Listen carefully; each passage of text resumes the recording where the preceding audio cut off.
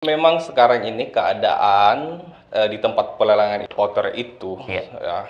sudah sangat mengkhawatirkan. Dikarenakan karena memang tidak ada proses penanggulangan, proses perbaikan, rehabilitasi, Iya.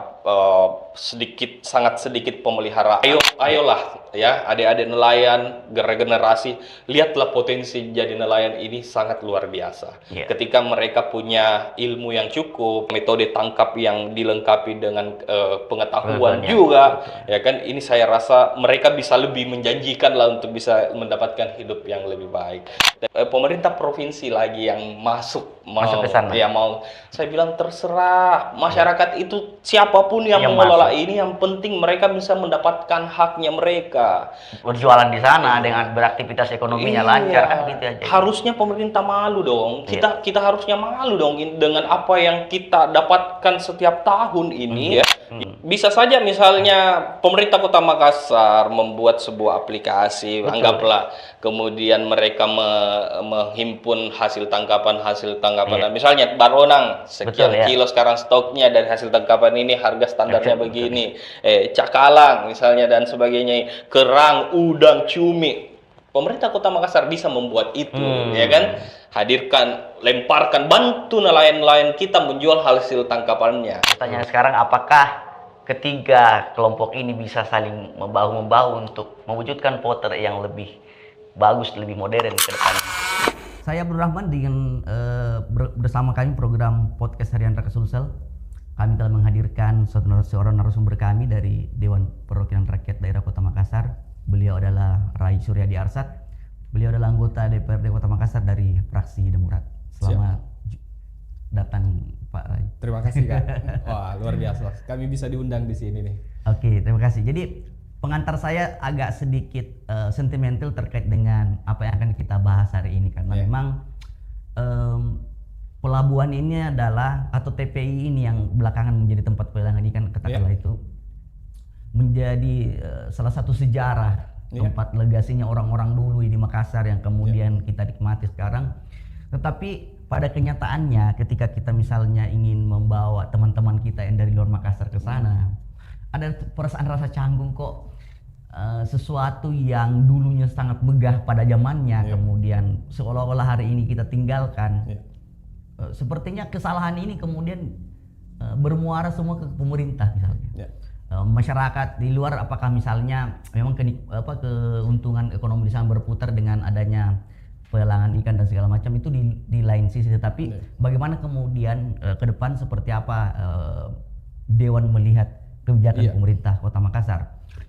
Sebagai pembuka perbincangan kita, sebetulnya DPR melihat ini urgensi penataan TPI Potter itu seperti apa, Pak Rai? Jadi memang sekarang ini keadaan di tempat pelelangan ikan Potter itu sudah sangat mengkhawatirkan.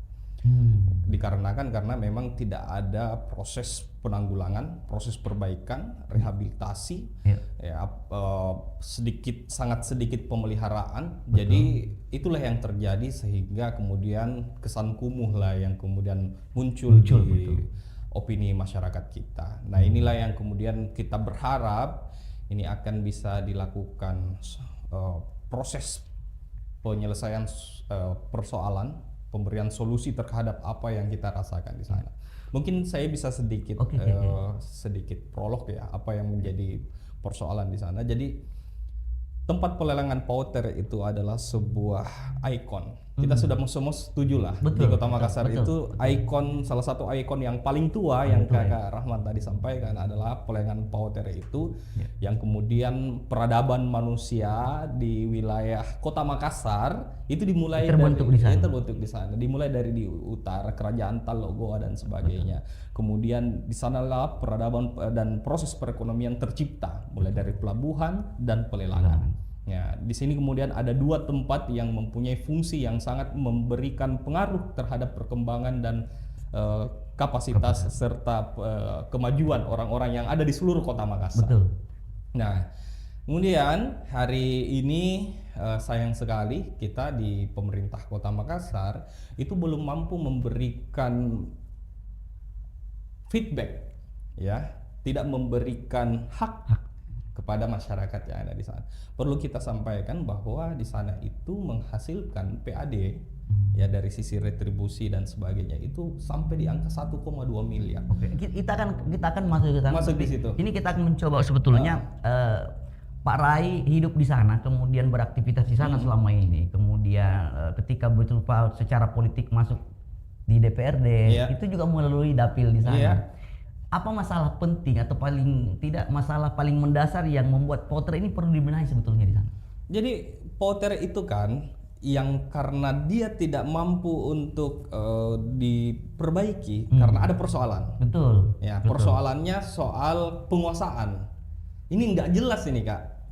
Penguasaannya ini sebenarnya siapa yang punya hak untuk mengembangkan tempat ini? Iya. Ya, kalau dari sisi legalitas yang kemudian menjadi kami ketahui ketika ada persoalan. Jadi ini kan kami pernah paksakan nih, pemerintah Kota Makassar pernah memaksakan rehabilitasi perbaikan di sana di tahun 2022. Betul. Kemudian di tahun 2023 dianggap sebagai sebuah temuan. Nah, kenapa? Karena lahan itu tidak dikuasai sepenuhnya oleh pemerintah Kota Makassar. Siapa yang menguasai? Nah, kemudian kami cari tahu ternyata Pelindo. Betul. Pelelangan Potter beserta seluruh beberapa wilayah yang ada di sana itu adalah HPL dari Pelindo. Nah, yang membuat masyarakat di sana heran adalah sejak kapan Pelindo masuk di situ, masuk dan miliki tempat ini. Ya, pemerintah dan masyarakat masyarakat yang ada di sana serta pengusaha dan para penjual dan para nelayan yang ada di sana lebih dulu berada di sana, berusaha di sana, menduduki tempat itu, merawat tempat itu, ya kan? Kemudian membuat tempat itu menjadi sebuah pusat peradaban, jalannya roda perekonomian yang kemudian bisa eksis sampai hari ini. Nah, inilah yang kemudian menjadi pertanyaan bagi kami. Tahun berapa ya? Kalau saya tidak salah tahun 97 pemerintah Kota Makassar melakukan sewa kepada Pelindo. Ya, kemudian dilakukan sewa, terus kemudian dikerjakan, dilakukan rehab dan pembangunan.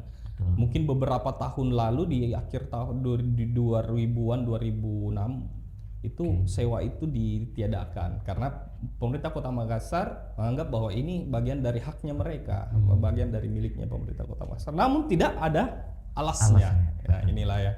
Jadi ada cerita masa lalu yang kemudian berbenturan dengan kondisi saat ini, kepemilikan lahan, kemudian kepengelolaan yang seperti Kak Rai sampaikan tadi. Tetapi apakah dengan polemik seperti itu sebetulnya bisa mengabaikan kemudian hal-hal yang seharusnya bisa kita intervensi di dalamnya, bisa pemerintah intervensi misalnya, bisa Pelindo intervensi misalnya penataan revitalisasinya di situ secara ya katakanlah kelayakan orang beraktivitas di sana tidak semeraut lah begitu. Saya kira bisa kita abaikan siapa sih pemilik lahan. Oke, saya setuju Kak Rahman. Memang ini yang kita perlukan adalah fokus dan keinginan, ya kan? Fokus dan keinginan. Kalau kita inginkan itu menjadi haknya pemerintah Kota Makassar, kita fokus memperjuangkan itu. Ya, ini yang perlu kita sama-sama dorong fokusnya mereka. Artinya kita kesampingkan dulu siapa yang punya dulu, ini kan?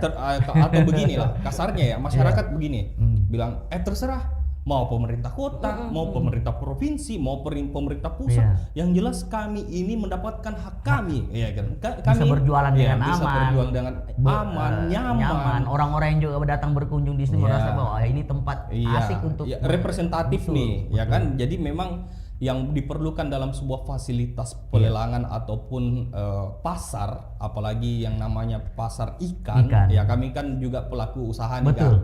Ya kami juga punya pengetahuan lah terkait dengan bagaimana sih standarisasi pengolahan pasar yang layak, yang higienis, yang sesuai dengan keinginan masyarakat dan tentu saja menjadi sebuah magnet atau daya tarik bagi masyarakat yang ada di luar, ya kan, masyarakat mancanegara, orang-orang mancanegara.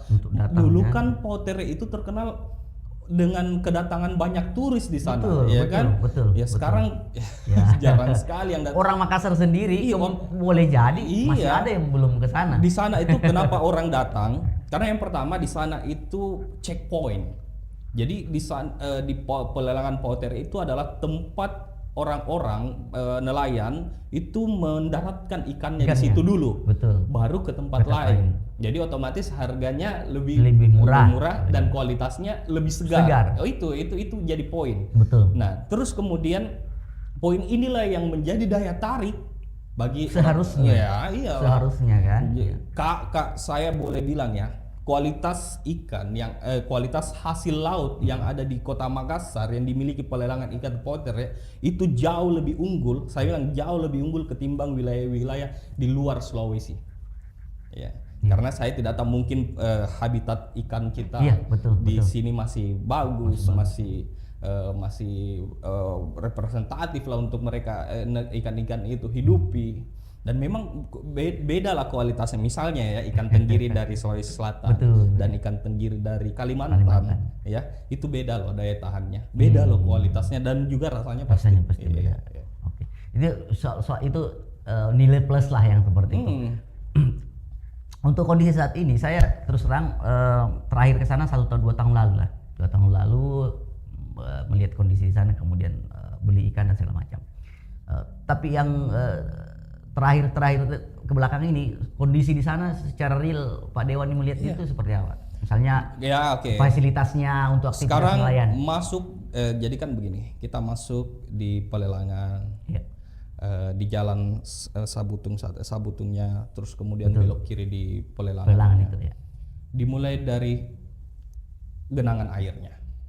Nah, itu genangan air yang karena kontur tanahnya tidak rata, ya kan, daratan parkirannya tidak tertata dengan bagus, terus masih seperti ya sampai sekarang ya. Dulu. Bahkan lebih parah lah, karena kan tidak terawat Kak, karena kan tidak ada perhatian nih ya, tidak ada tidak ada pemerintah yang merasa bahwa ini tanggung jawab saya nih, saya harus rawat nih, saya harus menjaga kelestariannya ini. Itu saya boleh 2.000, kurang lebih 2.000 orang di sana beraktivitas setiap hari. Kapasitas mereka mendapatkan hasil tangkapan itu antara 100 sampai 200 ton per hari. Ya, dengan klasifikasi seafood yang beragam ikan, udang, cumi, gurita, kerang, rumput laut, ada semualah isinya laut masuk di situ. Masuk di sana, terus kemudian ya masuk di pelatarannya. Yang saya maksud tadi itu yang yang pemerintah Kota Makassar paksakan di tahun 2022 itulah yang mereka bisa rasakan sedikit-sedikit. Dulu itu lebih hancur lagi. Ya, iya, karena kan memang yang diperlukan di sana adalah bahan-bahan bangunan yang boleh kata anti korosi. Iya betul, ya, karena air laut, angin laut, iya kan. Jadi yang gampang sekali mendapatkan yang namanya korosi itu. Jadi persoalan kebersihan, kemudian tata ruang sampai sekarang belum ada perubahan yang begitu signifikan. Belum ada. Jadi itu tadi karena adanya ketakutan Kak Rahman. Betul, pemerintah Kota Makassar melalui Dinas Perikanan dan Pertanian ingin melakukan perbaikan di sana. Sebentar diperiksa ke Pak Dewan. Ya, regulasi juga yang kami ini mau Kak melanggar lagi kan? Tidak ada hal yang kami bayangkan untuk mendapatkan apa di sana. Memang untuk bagaimana caranya pelelangan itu bisa tertata dan berfungsi sebagaimana mestinya dan layak untuk masyarakat di sana gunakan. Di satu sisi apakah tidak ada konflik kepentingan misalnya Pelindo misalnya atau pihak kita tidak sebutkan kata pihak lain lah, pihak ketiga atau pihak lain dengan masyarakat di sana, pedagang di sana dengan pemerintah kota untuk duduk bersama misalnya. Ini sebenarnya Kak itu tadi antar satu prinsip saja nih, fokus nih. Betul. Fokus saja nih. Saya tidak ada yang tidak bisa kita selesaikan. Betul. Duduk bersama kan. Duduk bersama, misalnya pemerintah kota duduk, Pelindo duduk. Bagaimana Pak? Apa yang bisa kami lakukan? Apakah kami tetap melakukan sewa menyewa atau Bapak menghibahkan tanah ini kepada pemerintah? Itu kan ada hal yang bisa kita diskusikan. Tetap ada regulasi yang bisa kita tempuh sebetulnya. Nah, itu. Sekarang ini saya mendengar bahwa pemerintah provinsi lagi yang masuk ke sana. Ya mau. Saya bilang terserah masyarakat itu siapapun yang mengelola ini, yang penting mereka bisa mendapatkan haknya mereka. Berjualan di sana dengan beraktivitas ekonominya lancar kan gitu aja. Harusnya pemerintah malu dong. Kita harusnya malu dong dengan apa yang kita dapatkan setiap tahun ini ya kan 1,2 1 miliar miliar, ini betul. lebih besar dari penghasilannya PD Terminal ini kan, Betul. ya kan, Betul. ya enggak apa-apa saya sampaikan lebih Betul. besar, ya kan, mereka tidak mendapatkan haknya, ya saya khawatirnya begini Kak, mungkin masyarakat kita ini saya bersyukur karena masyarakat kita di sana produktif. Iya. Sehingga dia tidak memikirkan banyak hal terkait dengan mau menekan ini terlalu keras. Betul. Ya, tapi saya takutnya sampai kapan mereka bisa bersabar, Oke. gitu ya. Iya. Sampai kapan mereka bisa merasakan sabar itu? Ini bisa saja menjadi bom waktu kondisi sosial di sana kan. Bisa saja kalau mereka merasa bahwa, apa digapan nih? Iya, Ya betul, kan, apa digapan nih? Tenenek digapan, Iya. kata jenarus kita terus yang kasih orang Iya, uang, uang. pemerintah uang, kami tidak mendapatkan Mana pungutannya kan? Iya, pungutan dan sebagainya kan.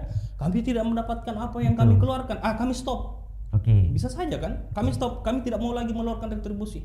Karena apa yang kami keluarkan ini, yang kami keluarkan tidak mendapatkan dampak. Dampaknya, tidak ada impactnya. Iya, saya rasa ini perlu jadi apa ya? Perlu pemerintah Kota Makassar Iya. dalam hal ini Dinas Perikanan dan Pertanian melalui jajaran mungkin sampai di Pak Wali dan Ibu Wali ini bisa diberikan perhatian nih. Maksud saya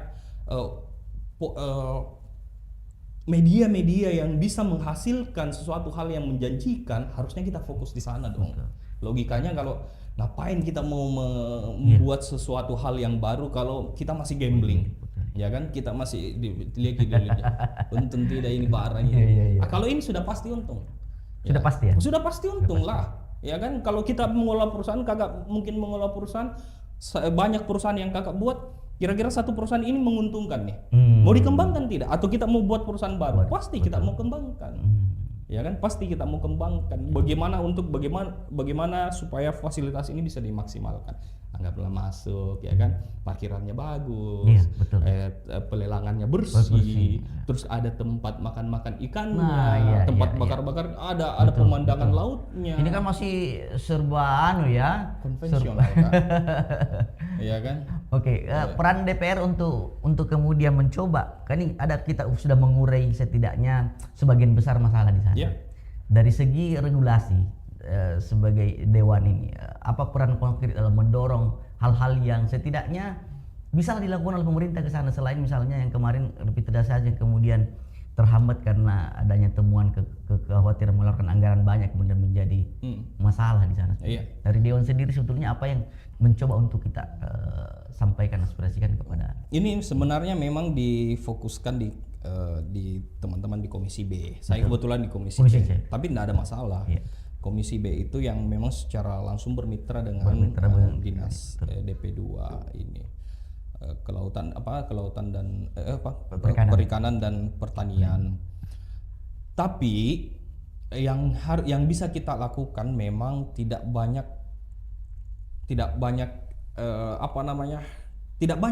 artinya kami hanya bisa memfasilitasi ketika saya tahu bahwa ini terletak pada hak pengelolaan HPL dari Pelindo. Saya coba cari tahu di mana, siapa sih yang bisa saya hubungi di Pelindo ini, ya kan? Iya. Ternyata saya dapat nomor GM-nya. Saya mencoba hubungi GM-nya, Pak GM, kami mohon izin Pak, ya saya sebagai anggota DPR yang dipilih oleh masyarakat pelelangan ikan Potere dan sekitarnya, masyarakat pesisir dan sekitarnya, itu kemudian meminta kejelasan terkait dengan hak pengolahan tempat pelelangan ini Pak, ya kan, apa yang sebenarnya terjadi, kenapa kami tidak bisa mendapatkan hak masyarakat itu Pak, ya kan.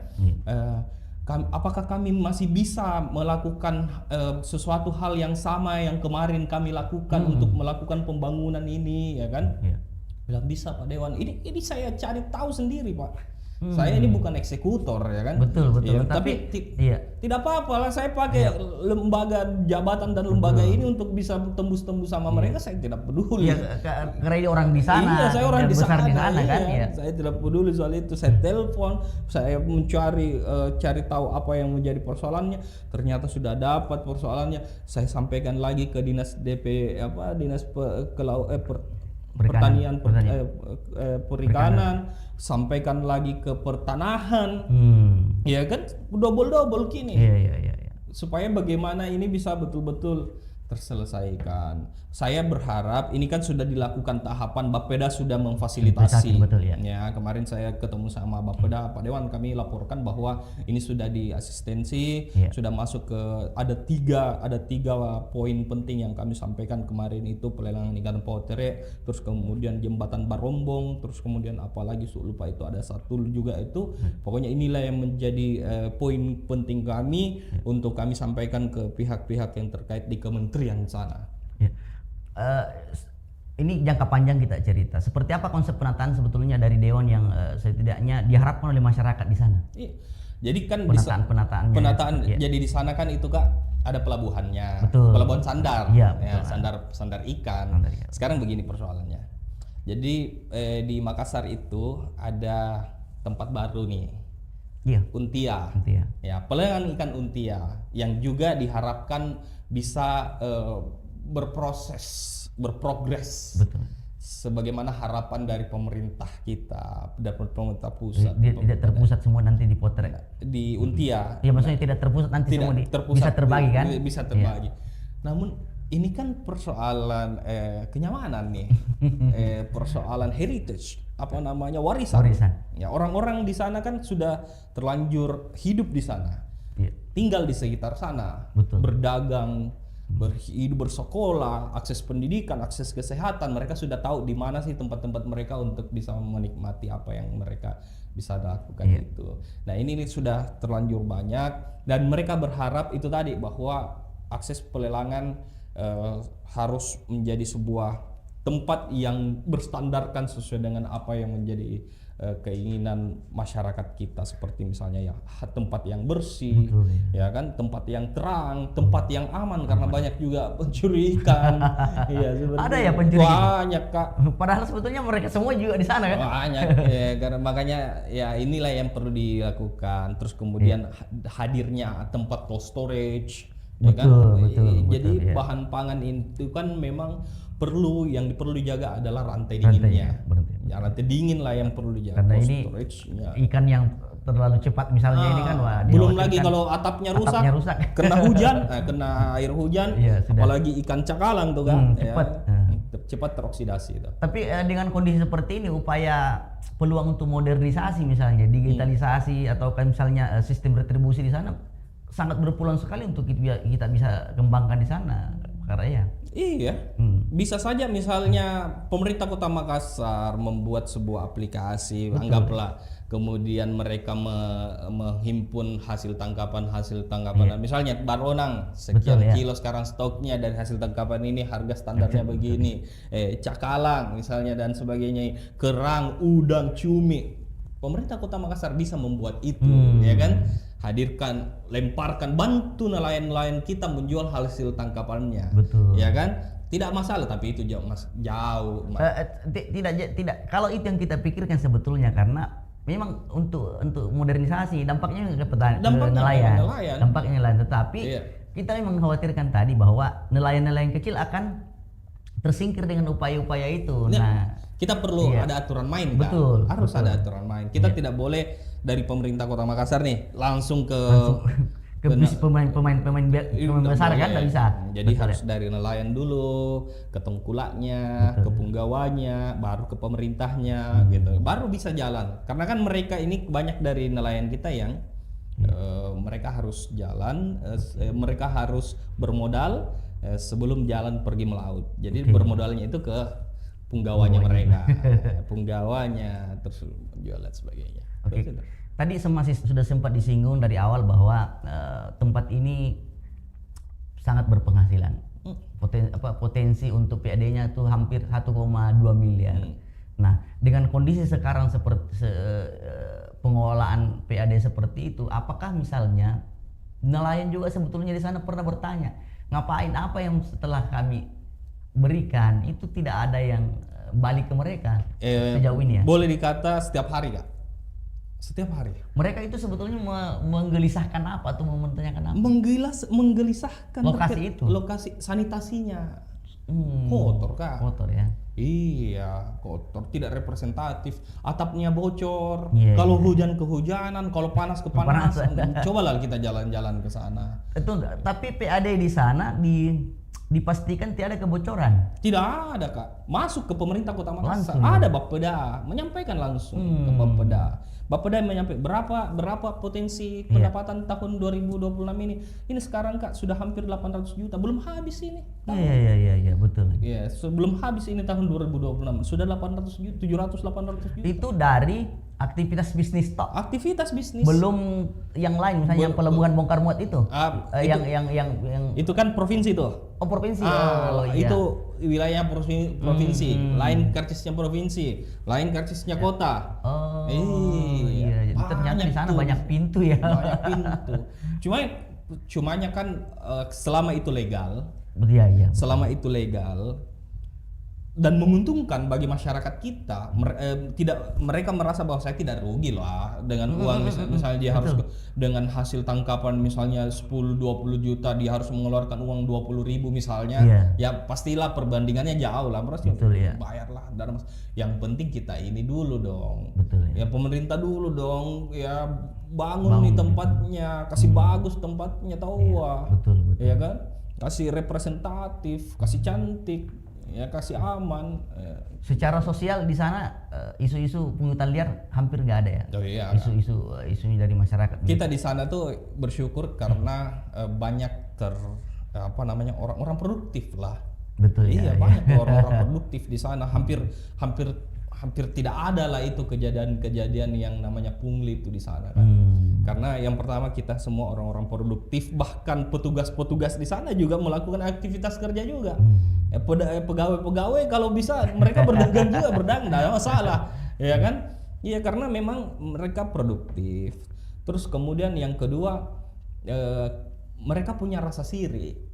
Ya, malu. Ya, kami punya kebiasaan itu untuk mencari uang dari hasil keringat. Ya, begitu. Harga dirinya tinggi. Itu harga dirinya tinggi orang-orang utara itu, Kak. Iya. Makanya itu hampir tidak ada yang terjadi yang seperti itu. Kecuali kalau memang ada penyakit sosial lah. Kalau penyakit sosial misalnya pengguna narkoba, penyakit masyarakat lah masyarakat. Secara umum sebetulnya, apa harapan sebetulnya kita kapan yang kita bicarakan ini kemudian sedikit demi sedikit bisa direalisasikan untuk mengubah wajah Potter yang sekarang katakanlah sangat butuh untuk disolid lebih cantik. Saya bersyukur Kak karena dinas kita sekarang ini Ibu Alia ya kan itu sangat bagus lah diajak berkomunikasi. Kami tetap walaupun misalnya beliau sibuk, kami ditelepon setelah kesibukannya. Selalu ada komunikasi dan selalu ada keinginan lah untuk menyelesaikan itu. Dan saya harapan saya ya sebagai anggota DPR, sekaligus sebagai masyarakat yang ada di sana dan melihat bagaimana karakter-karakter para dinas teman-teman kita di dinas ini bisa kemudian melaksanakan pekerjaannya dengan tuntas. Saya berharap mudah-mudahan jangan dulu lah di switch. Betul, iya kan? Jangan dulu dalam waktu dekat, tolonglah kami ada project yang besar nih untuk bagaimana pelelangan ini bisa dikembalikan ke pemerintah, baik itu provinsi maupun kota, terserah, yang penting jelas siapa. Tapi itu sudah ada roadmap kan? Sudah ada. Blueprint-nya sudah ada. Sudah ada. Jangka pendek, jangka panjangnya? Jangka panjang. Kita berharap jangka panjang, jangka pendeknya sudah ada juga. Kami juga berkolaborasi dengan Dinas Pertanahan. Ya, baguslah komunikasinya. Baguslah komunikasi para dinas kita yang sekarang ini. Makanya saya berharap tolonglah jangan di-switch dulu ya kan. Paling tidak diprioritaskan dulu. Secara bertahap kan ya. Secara bertahap, mudah-mudahan habis setelah ini beliau mau dinaikkan kemana terserah, yang penting jangan dulu untuk sementara ini. Beliau juga punya hajat besar, keinginan besar untuk kemudian bisa berkolaborasi dengan kami untuk menyelesaikan ini Kak. Iya, jadi kita tiba di penghujung perbincangan kita Pak Ray. Sebenarnya apa pesan kemudian dari Dewan kepada para nelayan, khususnya masyarakat terkait di sana menyangkut dengan upaya Dewan, upaya pemerintah untuk terus melakukan jalan untuk melakukan penataan di tempat ini. Iya, jadi kami berharap regenerasi nelayan ini tidak terputus. karena adanya perkembangan, karena adanya proses keinginan untuk mau masuk ke wilayah-wilayah pekerjaan lain.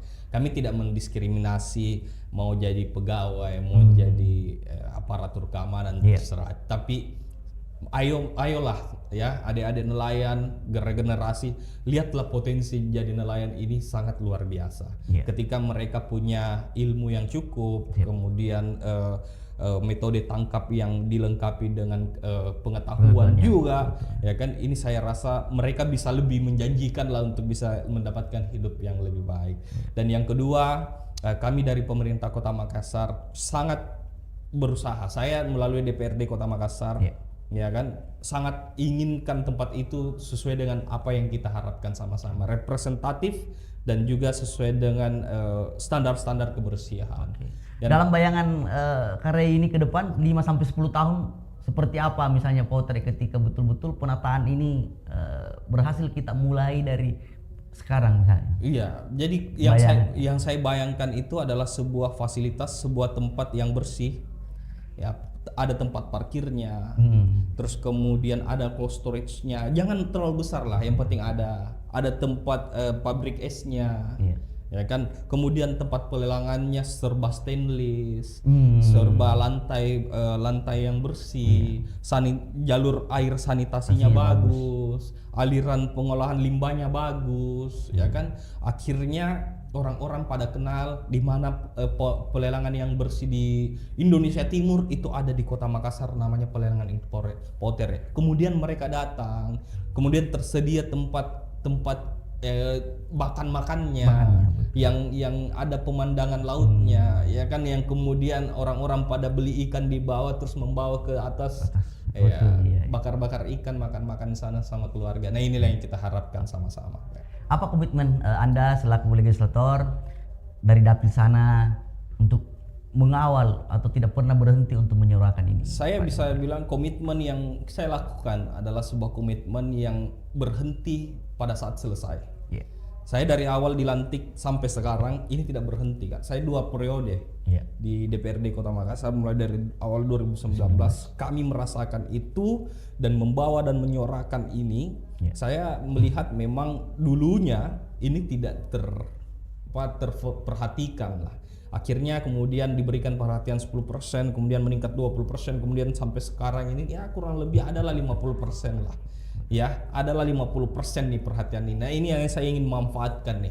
Saya manfaatkan persentase perhatian ini oleh pemerintah Kota Makassar yang kemudian bisa mewujudkan cita-cita kita yang tadi itu. Baik. Pemirsa yang menonton tayangan ini, penataan TPI Potret bukan sekedar soal memperbaiki bangunan atau merapikan kawasan yang ada di sana. Ini tentang bagaimana negara hadir untuk memenuhi hak-hak masyarakat dan kewajiban pemerintah dilaksanakan secara bagus, secara tertata tanpa mendiskriminasi orang-orang yang ada di sana, khususnya yang beraktivitas di pelabuhan atau TPI Potret. Dari perbincangan hari ini kita melihat bahwa tantangannya memang tidak kecil. Ada soal tata kelola, kemudian ada regulasi kepentingan yang saling bertabrakan, sehingga membutuhkan konsistensi dari Dewan, membutuhkan support yang sangat tinggi dari masyarakat dan upaya keberanian dan intervensi dari pemerintah. Pertanyaan sekarang, apakah ketiga kelompok ini bisa saling membahu-membahu untuk mewujudkan Potret yang lebih bagus, lebih modern ke depannya? Terima kasih telah menyaksikan tayangan ini dan kita akan kembali dengan isu-isu lain yang lebih menarik. Sampai jumpa.